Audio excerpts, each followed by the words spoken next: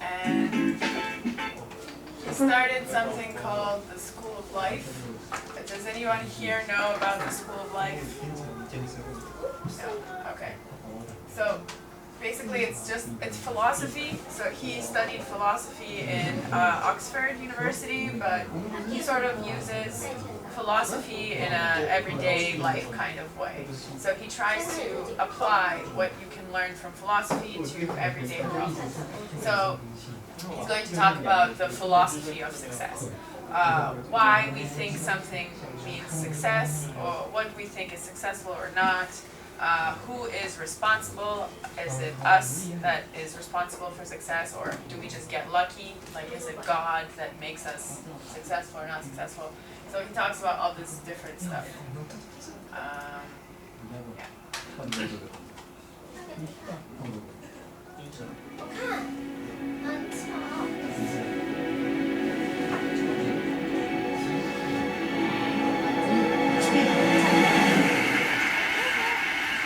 They really happen, these career crises, often actually on a Sunday evening.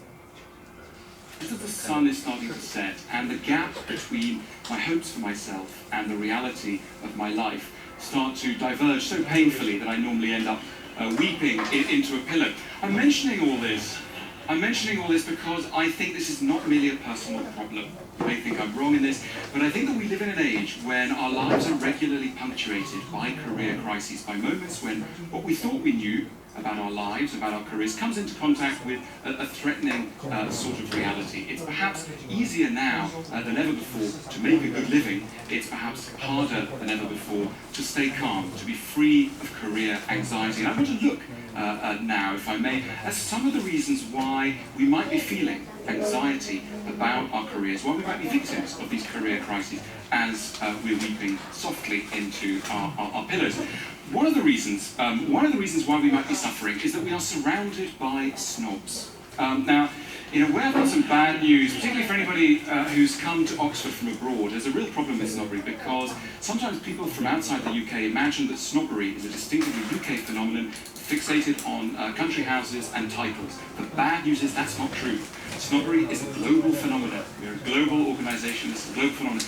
It exists. What is a snob? A snob is anybody who takes a small part of you and uses that to come to a complete vision of who you are. That is snobbery. And the dominant kind of snobbery that exists nowadays is job snobbery. You encounter it within minutes at a party when you get asked that famous, iconic question of the early 21st century, what do you do? And according to how you answer that question, people are either incredibly delighted to see you or look at their watch and make their excuses. Now, the opposite of a snob is your mother. Not necessarily your mother, or indeed mine, but as it were the ideal mother. Somebody who doesn't care about your achievements. But unfortunately, most people are not our mothers. Most people make a strict correlation between how much time and, if you like, love, not romantic love, that may be something, but love in general, respect, they are willing to accord us. That will be strictly defined by our position in the social hierarchy. And that's a lot of the reason why we care so much about our careers, and indeed start caring so much about material goods. You know, we're often told that we live in very materialistic times, that we're all greedy people. I don't think we are particularly materialistic. I think we live in a society which has simply pegged certain emotional rewards to the acquisition of material goods. It's not the material goods we want, it's the rewards we want. And that's a new way of looking at luxury goods. The next time you see somebody driving a Ferrari, don't think this is somebody who's greedy. Think this is somebody who's incredibly vulnerable and in need of love. In other words, feel sympathy rather than contempt. There are other reasons. There are other reasons why it's perhaps harder now to feel calm than ever before. One of these, and it's paradoxical because it's linked to something that's rather nice, is the hope we all have for our careers. Never before have expectations been so high about what human beings can achieve with their lifespan. We're told from many sources that anyone can achieve anything. We've done away with the caste system. We are now in a system where anyone can rise to any position they please, and it's a beautiful idea. Along with that has come a spirit of equality. We're all basically equal. There are no strictly defined hierarchies. There's one really big problem with this, and that problem is envy. Envy, it's a real taboo to mention envy, but if there's one dominant emotion in modern society, that is envy, and it's linked to the spirit of equality. Let me explain.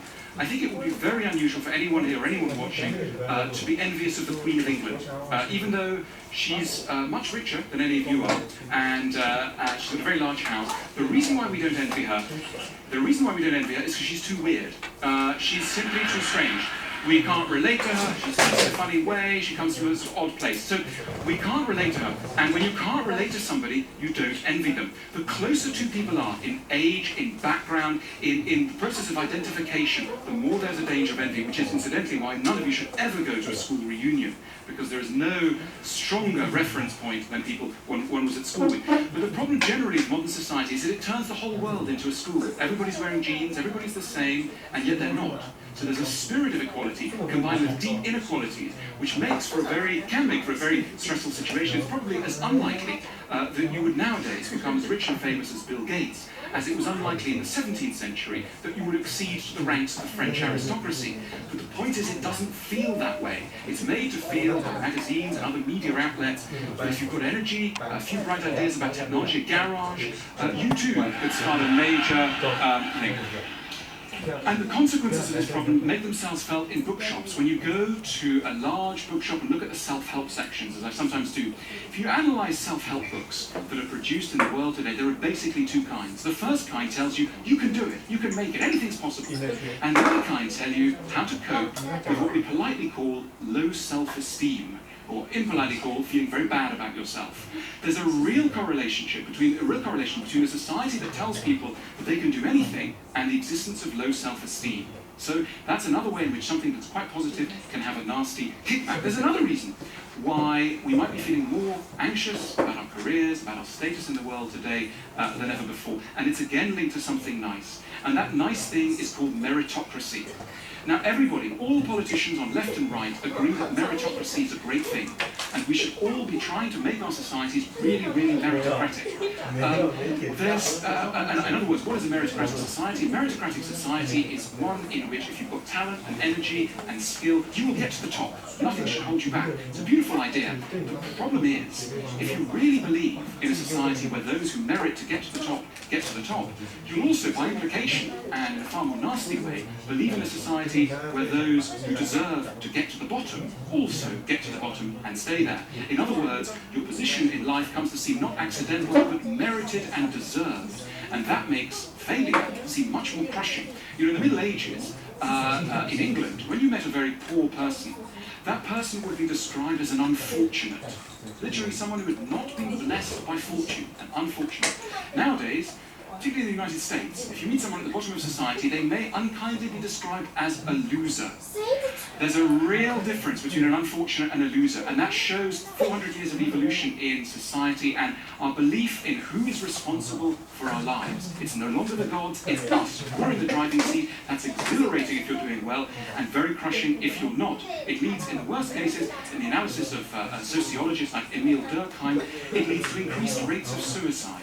There are more suicides in developed, individualistic countries than in any other part of the world. And some of the reason for that is that people take what happens to them extremely personally. They own their success, but they also own their failure. Is there any relief from some of these pressures that I've just been outlining? I think there is.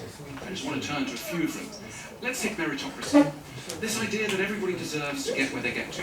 I think it's a crazy idea, completely crazy. I will support any politician of left and right with any halfway decent meritocratic idea. I'm a meritocrat in that sense.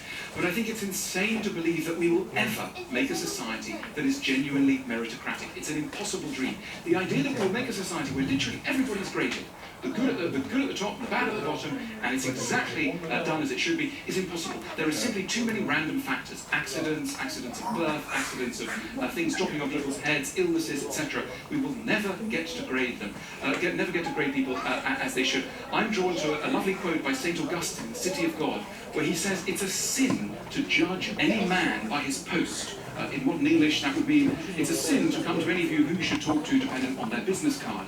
It's not the post that should count. And according to St. Augustine, it's only God who can really put everybody in their place, and he's going to do that on the day of judgment with angels and trumpets and the skies will open. Insane idea if you're a secular person like me, but something very valuable in that idea nevertheless.